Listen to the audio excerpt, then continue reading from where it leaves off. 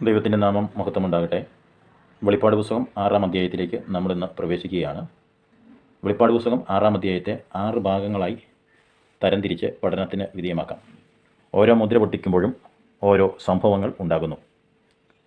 1-ാം മുദ്ര പൊട്ടിക്കുമ്പോൾ വെള്ളക്കുതിര, വെളിപ്പാട് പുസ്തകം 6-ന്റെ 1-2 വാക്യങ്ങൾ.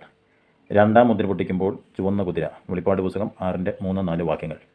3-ാം മുദ്ര പൊട്ടിക്കുമ്പോൾ കറുത്ത കുതിര, വെളിപ്പാട് പുസ്തകം 6-ന്റെ 5-ാമത്തെ വാക്യം. 4-ാം മുദ്ര പൊട്ടിക്കുമ്പോൾ മഞ്ഞക്കുതിര, വെളിപ്പാട് പുസ്തകം 6-ന്റെ 6-7 വാക്യങ്ങൾ. 5-ാം മുദ്ര പൊട്ടിക്കുമ്പോൾ അറുക്കപ്പെട്ടവരുടെ ആത്മാക്കൾ, വെളിപ്പാട് പുസ്തകം 6-ന്റെ 9-10 വാക്യങ്ങൾ. 6-ാം മുദ്ര പൊട്ടിക്കുമ്പോൾ പ്രകൃതിക്ഷോഭം, വെളിപ്പാട് പുസ്തകം 6-ന്റെ 12-ാമത്തെ വാക്യം. ഇങ്ങനെ വെളിപ്പാട് പുസ്തകം 6-ാം അധ്യായത്തെ 6 ഭാഗങ്ങളായി തരംതിരിച്ച് നമുക്ക് പഠിക്കാവുന്നതാണ്. ഇന്ന് നമുക്ക് വെളിപ്പാട് പുസ്തകം 6-ാം അധ്യായം അതിൻ്റെ 1-2 വാക്യങ്ങൾ, അതായത് 1-ാം മുദ്ര പൊട്ടിച്ചപ്പോൾ നടക്കുന്ന സംഭവങ്ങളെക്കുറിച്ച് നമുക്ക് പഠനത്തിന് വിധേയമാക്കാം. 6-ന്റെ 1-2 വാക്യങ്ങൾ ഞാൻ വായിക്കുന്നു. കുഞ്ഞാട് മുദ്രകളിൽ 1 പൊട്ടിച്ചപ്പോൾ നീ വരിക എന്ന് 4 ജീവികൾ ഒന്ന് ഇടിമുഴക്കം പോലെ പറയുന്നത് ഞാൻ കേട്ടു. 2-ാമത്തെ വാക്യം, അപ്പോൾ ഞാൻ ഒരു വെള്ളക്കുതിരയെ കണ്ടു, അതിന്മേൽ ഇരിക്കുന്നവൻ്റെ കയ്യിൽ ഒരു വില്ലുണ്ട്, അവന് ഒരു കിരീടം ലഭിച്ചു, അവൻ ജയിക്കുന്നവനായും ജയിപ്പാനായും പുറപ്പെട്ടു. കുഞ്ഞാട് മുദ്രകളിൽ 1 പൊട്ടിച്ചു. മുദ്ര പൊട്ടിപ്പാൻ യോഗ്യൻ കുഞ്ഞാട് മാത്രം. 5-ാം അധ്യായത്തിലെ ചോദ്യത്തിന് വ്യക്തമായ മറുപടി ഇവിടെ കാണുന്നു. അടുത്തതായി കാണുന്ന 4 ജീവികളിൽ 1 വരിക എന്ന് ഉറക്കെ വിളിച്ചു. വരിക എന്ന് ആരെയാണ് ഉറക്കെ വിളിച്ചത്? ഇതിന് വേദപഠിതാക്കളുടെ ഇടയിൽ 2 അഭിപ്രായമാണുള്ളത്. 1, യോഹന്നാനെ. ഭൂമിയിൽ നടക്കുവാൻ പോകുന്ന ഞെട്ടിപ്പിക്കുന്ന സംഭവങ്ങൾ കാണാൻ യോഹന്നാനെ സന്തോഷത്തോടെ ക്ഷണിക്കുകയാണ്. 2-ാമത്തെ അഭിപ്രായം കുതിരപ്പുറത്ത് ഇരിക്കുന്നവനെ. യോഹന്നാനെ ഉദ്ദേശിച്ചല്ല, കാരണം യോഹന്നാൻ വിളിക്കുന്നതിന് മുമ്പേ അവിടെ ഉണ്ടായിരുന്നു. അപ്പോൾ ഞാൻ വെള്ളക്കുതിരപ്പുറത്തിരിക്കുന്നവനെ കണ്ടു, ആയതിനാൽ വെള്ളക്കുതിരപ്പുറത്ത് ഇരിക്കുന്നവനെയാണ് വിളിച്ചത്. വെളിപ്പാട് പുസ്തകം 4-ന്റെ 1 കാഹളനാഥം പോലെ എന്നോട് സംസാരിച്ച് കേട്ട ആദ്യത്തെ ശബ്ദം എന്നോട്, ഇവിടെ കയറി വരിക. വെളിപ്പാട് 6-ന്റെ 1 പറയുന്നത് യോഹന്നാനെ ആയിരുന്നു എങ്കിൽ 4-ന്റെ 1 പറയുന്നത് പോലെ വ്യക്തമായി പറഞ്ഞാനെ. അടുത്തതായി ഈ വാക്യത്തിൽ കാണുന്ന ഇടിമുഴക്കം പോലെ പറയുന്നത് ഞാൻ കേട്ടു. ഇടിമുഴക്കം ദൈവിക പ്രത്യക്ഷതയെ കാണിക്കുന്നു. വെളിപ്പാട് 10-ന്റെ 3, 14-ന്റെ 2, പുറപ്പാട് 19-ന്റെ 6, അപ്പോസ്തല പ്രവർത്തികൾ 2-ന്റെ 2. ഇവിടുത്തെ വെള്ളക്കുതിരകൾ സെക്കരിയാവ് 6-ന്റെ 1 തൊട്ട് 8 വരെ ഭാഗങ്ങളിൽ പറയുന്ന കുതിരയുമായി സാമ്യമുണ്ട് എങ്കിലും രണ്ടും 2 സംഭവങ്ങളാണ്. സെക്രിയാവിൽ പറഞ്ഞ കാര്യങ്ങൾ ഓൾറെഡി നടന്ന കാര്യങ്ങളാണ്.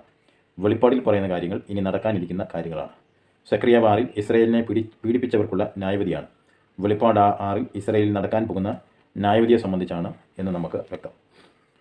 ഇവിടെ പല നിറങ്ങളെക്കുറിച്ച് ഈ അധ്യായത്തിൽ പറയുന്നുണ്ട്. 1 ചുവപ്പ്. ചുവപ്പ് രക്തസാക്ഷിത്വം, അപകടം എന്നിവയിലേക്ക് വിരൽ ചൂണ്ടുന്നു.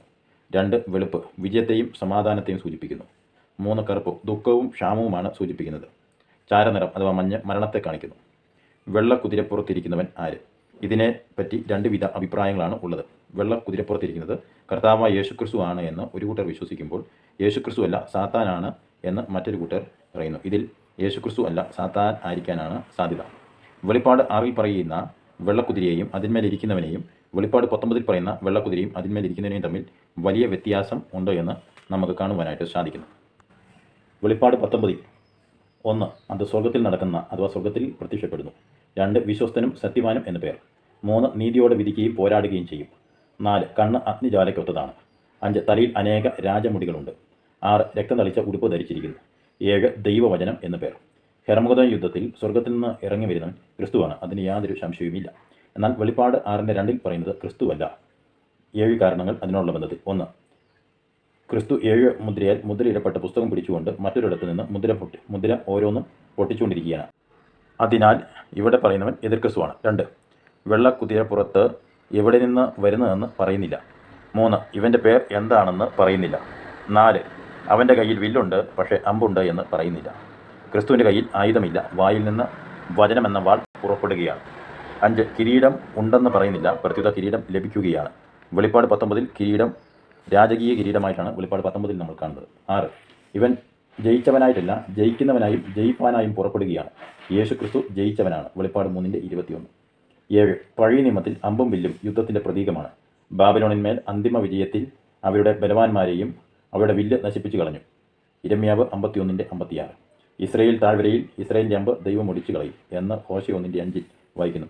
യഹോവയായ ദൈവം വില്ലൊടിച്ച് കുന്തം മുറിച്ച് രഥങ്ങളെ തീയിലിട്ട് ചുട്ടുകളയുന്നു എന്ന് സങ്കീർത്തനക്കാരൻ പറയുന്നു. സങ്കീർത്തനം 46-ന്റെ 9. ഇത്യാദി തെളിവുകൾ കൊണ്ട് വെളിപ്പാട് 6-ൽ പറയുന്നത് എതിർ ക്രിസ്തുവാണ്, വെളിപ്പാട് 19-ൽ പറയുന്നത് യേശു ക്രിസ്തുവാണെന്നും വ്യക്തം. അടുത്തതായി ഈ വാക്യത്തിൽ കാണുന്നത് വെള്ള എന്നതാണ്. വെള്ള എന്ന ഈ പ്രവചന പുസ്തകത്തിൽ പല പ്രാവശ്യം പറഞ്ഞിട്ടുണ്ട്.